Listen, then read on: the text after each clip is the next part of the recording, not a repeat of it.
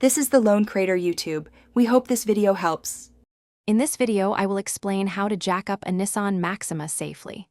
First, always ensure your vehicle is parked on a completely level and firm surface, like concrete, to prevent any shifting. Next, firmly engage the parking brake to secure the car.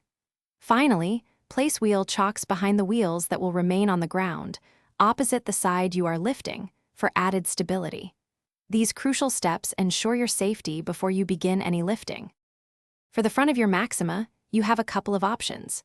The pinch welds, located just behind the front wheels, are suitable for the factory scissor jack or jack stands. For a floor jack, look for a central subframe point, often a small bump or reinforced area behind the plastic undershield. Always refer to your Nissan Maxima's owner's manual for the exact, recommended jacking points to avoid damage. Moving to the rear, similar to the front, you can use the pinch welds located in front of the rear wheels for the factory jack or jack stands.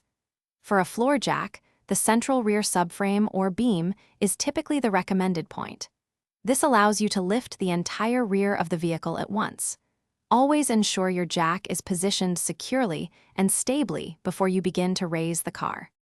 Once your jack is correctly positioned, slowly and steadily lift the vehicle to your desired height. Never work under a car supported only by a jack. Immediately place sturdy jack stands under the designated support points, such as the pinch welds or reinforced frame areas, and gently lower the car onto them.